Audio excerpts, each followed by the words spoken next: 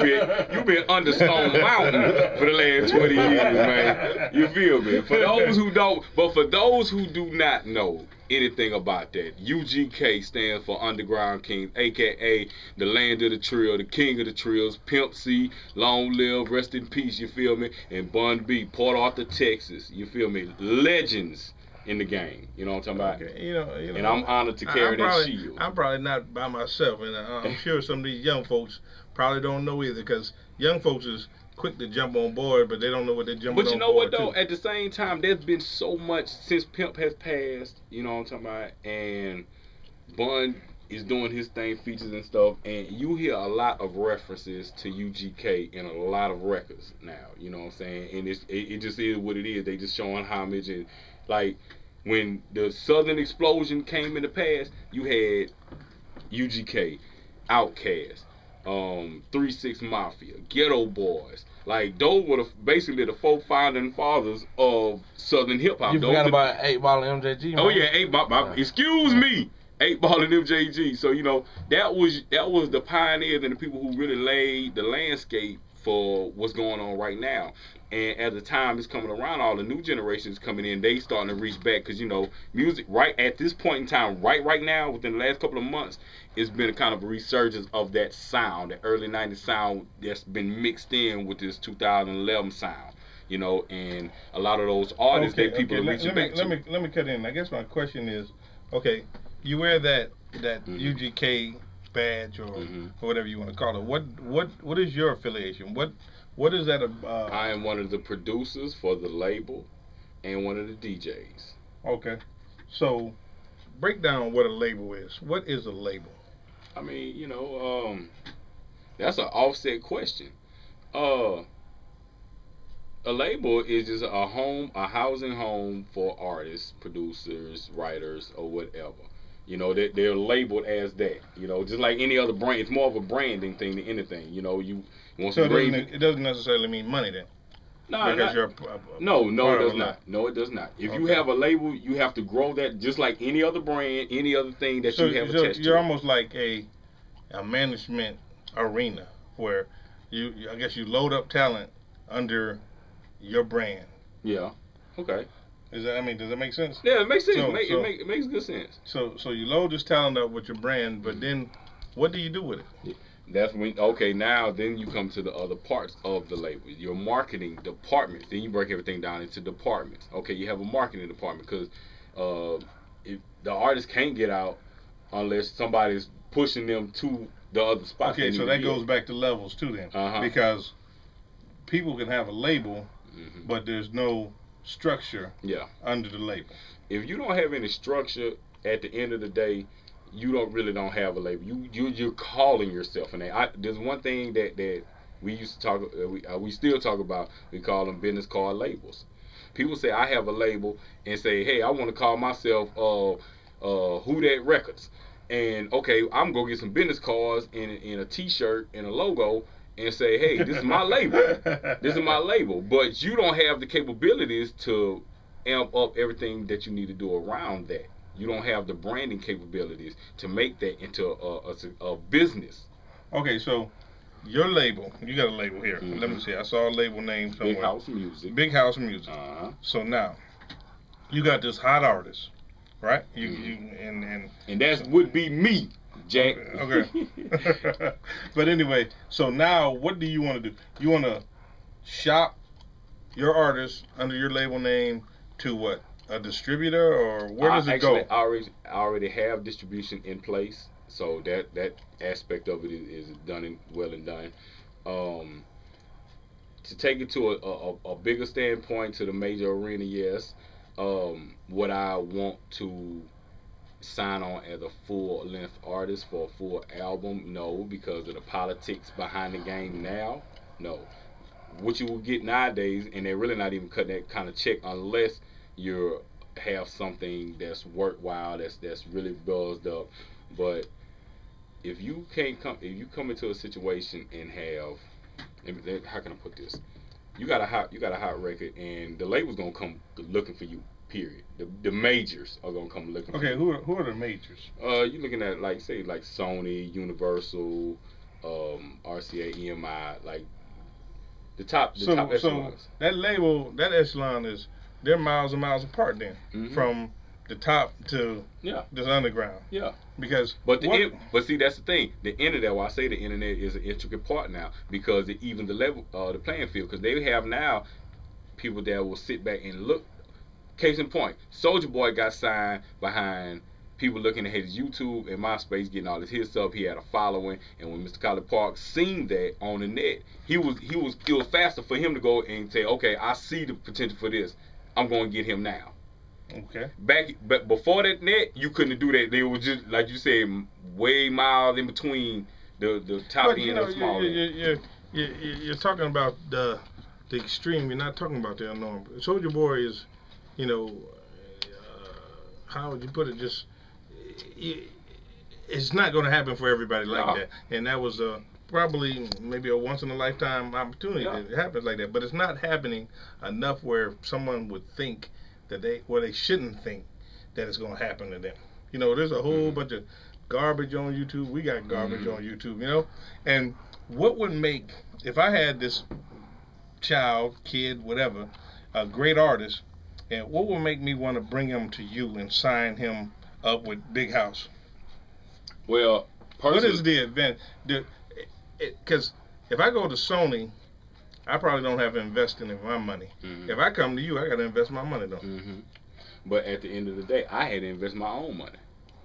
I had to put a lot. We well into the 5 figures on this project alone. Just on this project alone, I'm well into 5 figures. And I'm talking about some nice 5 figures. At that, you feel me? We talking about, you feel me? But everybody has to grind and work for themselves. Now the difference of coming to a smaller label like myself than going to a major label, it's gonna be more hand in hand work. I'm gonna sit out there and I'm gonna make sure we maximize everything we can do. Okay, let me ask you this then. You're a businessman. You said you in the five mark. Okay, with this one CD, that one project. Okay, now how much do you plan on? What is your projected return on your investment? Now that is and how long will it take you to get there? Now that depends. In all fairness, it's always a gamble, regardless of what level you own. When you look at for return, because you have to factor in, okay, how much exposure is this single getting at the current time? How much are your features? How many different features you got floating around? How much visibility do you have that makes people want to come to you and then feel what you have going on? So the projection is you always want to at least break even at the end of the day. Just on a small scale, you at least want to break even, because like I say, the state of what the game is in now, you at least want to break even. Now anything over even, okay, we Gucci on that. And then that depends. Like I've been doing some real good touring for the last about 2 years. I've been doing some real good touring. Are you touring with major artists? No, these are my shows. These are my shows. Like when we leave up out of here, I'm in Camden, New Jersey, Louisville, Kentucky, Nashville, Tennessee. These my dates coming up. Are you investing, or is somebody paying you for all your travel time and hotel? Yes. So how much so this is your whole entourage of entertainers that are going on the trip? Let me flip that off. Everybody who knows me, they know me. I roll dolo. I don't need a big. I'm one of them old school cats. I don't need all the security. I don't need all these hype men. I'm a one man. I understand how to breathe on stage. You know what I'm talking about? I know how to carry. I know how to perform. A lot of people get up there and I call it the pee-pee dance, when they hold themselves and do a little did it by by themselves. You know what I'm talking about. Y'all feel me? But people, I don't do that. I'm gonna work a stage. I'm gonna interact with the audience. It's going to be something you could take from there and be like, man, dude was doing his thing. He did his thing up there. And then the music on top of that is good music. You know, and every city I have been to, and I've been from Houston to DC to Orlando, and everything has. I haven't had a bad show yet. So these are paid shows? The all paid shows. What's the most you ever made on a show? I would not disclose that. You feel me?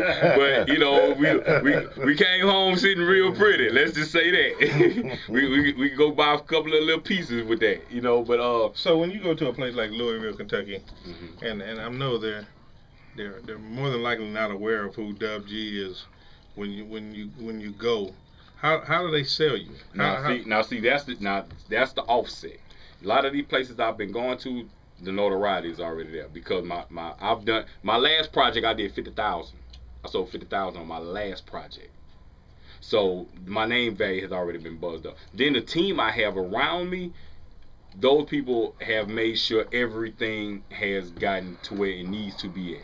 And then one other precaution that I take just on the in case of it hasn't hit that, I will talk to the promoter and be like, okay, since we're gonna do this and we 2-3 weeks out, I'm gonna send you a box. I'm gonna send you flyers. I'm gonna send you some of those matches right there. I'm gonna send you CDs, posters, some shirts or whatever. And I'm gonna get that. I got the marketing strategy down. Yeah, you feel me? But and I'm gonna send it out. Cut in, Bear. Okay. And I gotta do this. 404-292-1420. Already. And you know, I guess what I'm suffering from right now is, you know, we're used to our phone lines ringing, mm-hmm. and our phone lines ain't ringing, man. So we need to Twitter, Facebook, or something because we used to folks calling, and I want folks to call and reach out to you and talk to you. There's got to be somebody out there that wants to talk to DUB+G UGK Records at 404-292-1420 here on the hot seat. But you know, I guess, you know, I'm old school, so rap really ain't my thing, and and Bam has drugged me into some of these holes. Some of these holes, where and matter of fact, we went to one hole, they got to fighting. I'm old school, you know, we used to watch the fights when I grew up. I'm running towards the fight, Bam gone the other way, I'm trying to figure out where he's at. Yes, indeed. Then I realized, wait a minute, I done went the wrong way. But you got to be going to some tough holes too, man. Yeah. But again, the name value that's behind me, the people who have been up on my work. But that has nothing to do with the tough holes. No. Yes, it does. At the same time, right now, especially now, you got all these rappers who talk this big boy craziness and they the hardest and they thugging out and they shooting out and whatever, and then they get into these spots, and then you gonna have the majority if they come in there extra flashy and just soft stuff, you gonna have people that's gonna sit back on and be like, you know what? I could rob this cat, or I don't like them cats over there. Just for the simple fact, right. That's what you know I'm what I'm talking saying? about. I have a respect.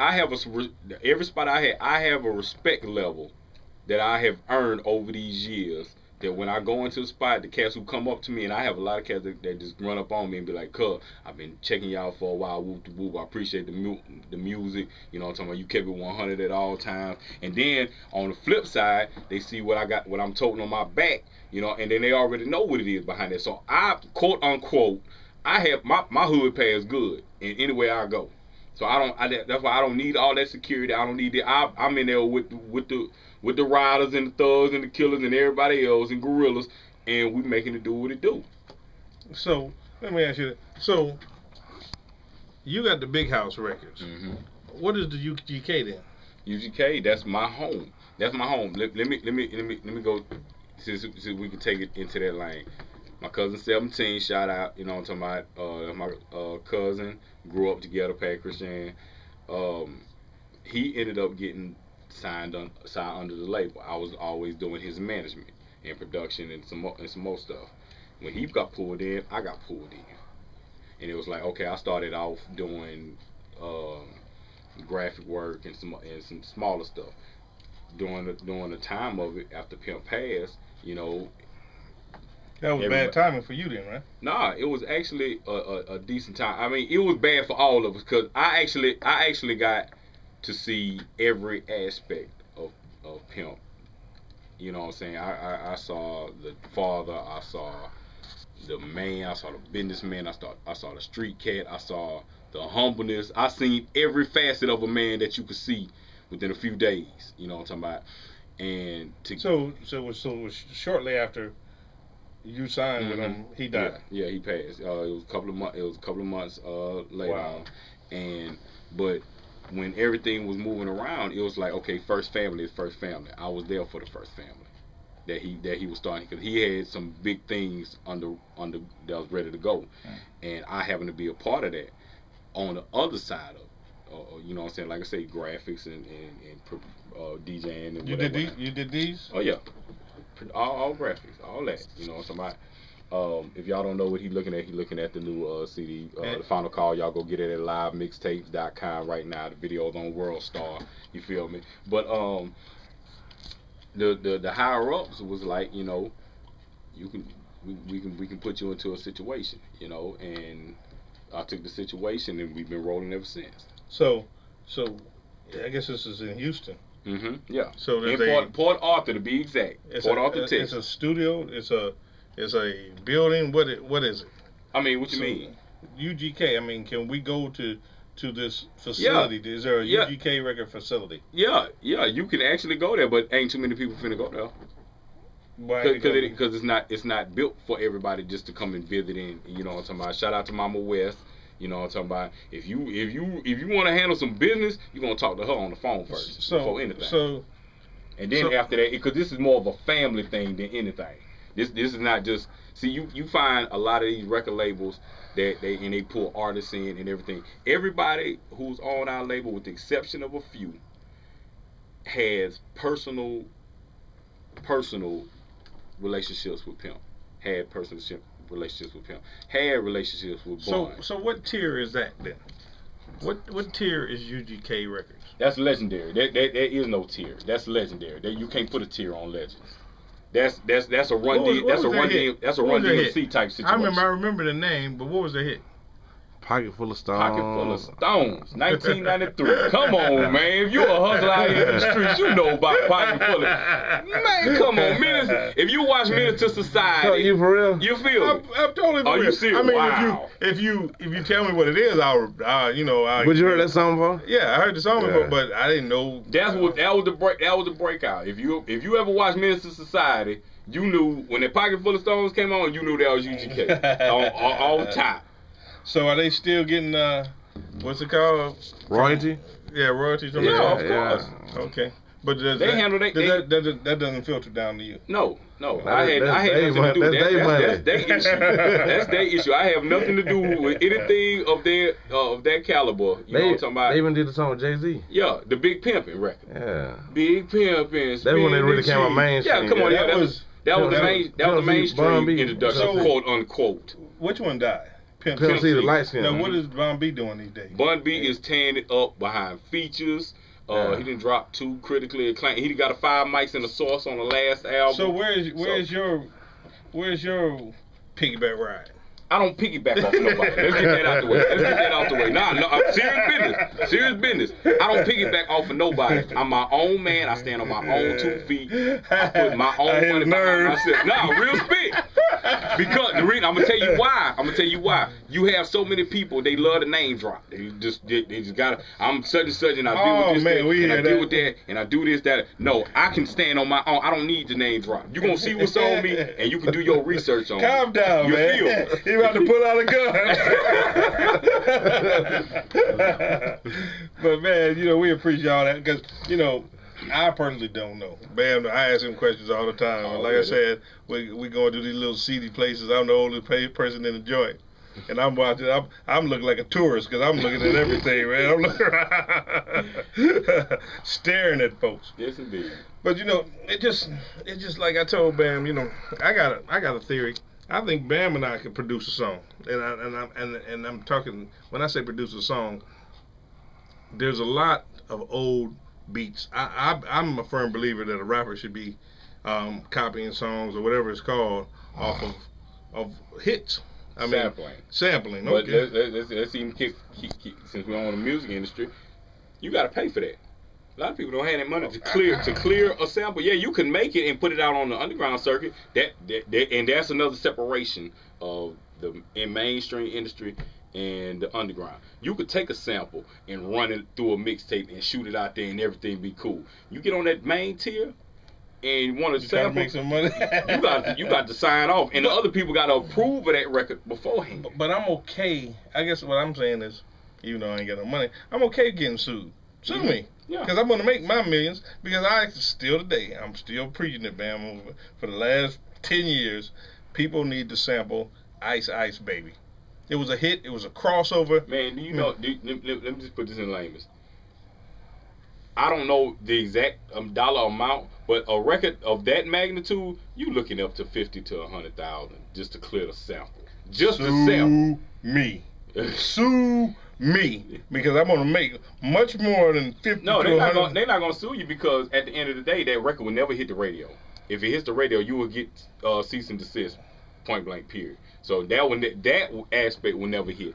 As far as getting it onto a site or anything like that, once that come out, like I say, if you take it onto that main tier, they gonna shut you down regardless. Well, you just told me. Quick. You just told me I can make $5,000 on the underground circuit. Yeah, with so I'm gonna take it on the original music. Man, I'm taking that song with me wherever I go. All right, y'all can say what y'all want to say. I'm a Ice baby, and I'm running it. So you can't say the same hook, man. Man, I don't care, but you'll know what the song is playing. Beat, yeah. Yeah, man, I mean, sampling, crossover all day. Sampling is a staple now. Sampling is a staple in hip hop. Period. You know, so I mean, even in R&B, you got a lot of R&B cats that are sampling, or they doing renditions of an older record. You know, so I mean, it goes on daily. It goes on daily. It's just, how can you get around? Time is running out. So let's hit your song one more time before we go off the air. Dub G, strike a match. Just before, how'd you say it? Because I've been trying to practice this. Man, I've been practicing this, man. You already.